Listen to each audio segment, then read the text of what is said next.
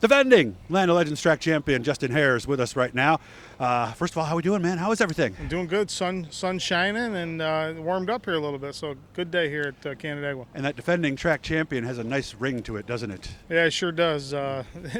Hopefully we can repeat this year. We'll see. You know, you never know from year to year. You can have a really good year, and then the next year you can have a really bad one. So we just hope to have some consistency, get some wins, and see what happens. Okay. All right, I'm going to zoom in here just for a second. So what was that like? Let's recap that moment because now you've had some time to think about it.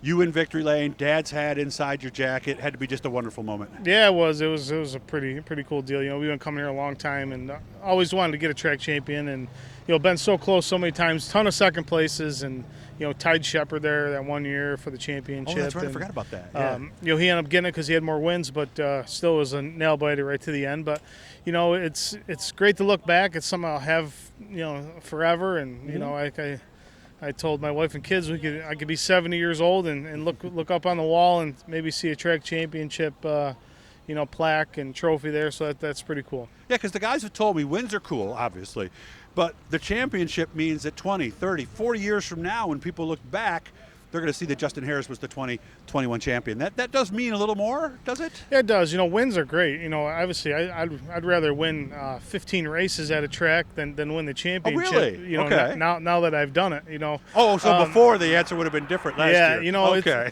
Wins are great. Obviously, you know, we're here to win. You know, consistency and all that stuff is great. So, and consistency usually gets the championship. So, you know, that's what we're here to strive for. Okay, we went to Florida. Did we learn anything? We learned we were kind of average. You know, we weren't that good. We had a few issues with a primary car that we brought down there to run, so we went to our backup car for the rest of the week, and that's actually the car that I ran all last year. So it wasn't like it was a bad car by any means, right. but the one we kind of focused on to bring down there with, we had some problems with it, so we didn't get a chance to get that one out, only for the practice night. So, you know, hopefully we got the bugs worked out of it now. That's kind of why we're here tonight. Okay, and as you can see, the yellow on the post there inside the cage, this is a Bicknell brand new car, last year's car? Yeah, this is a new 2022 car that we put together over the winter, and you know, we'll see. Hopefully it's as good as the car was here last year. Okay, obviously the goal is to repeat.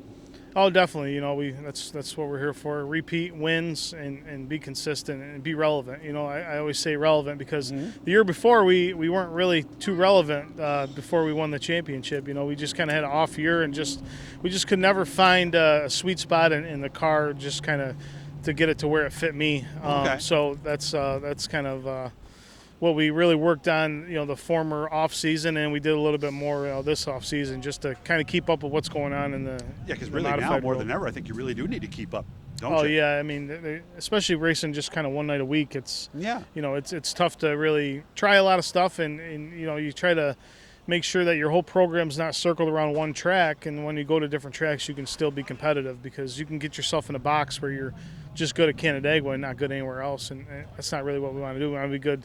You got to be able to adapt to changes in different tracks. And well, for a lot of years, you guys were telling me as long as you had a good baseline, you could go anywhere and just change the gearing and maybe tweak a couple things. Is it still that way? Well, I think your baseline gets you close, but the sweet spot in these things are so small that I've heard that a guy that hits it will just dominate the field. Okay. And a couple guys that hit it, you'll see them, they'll just drive away, and there'd be guys that normally run up front that run 10th or 12th, and now you know they had an off night. Yeah. And, you know, they missed something.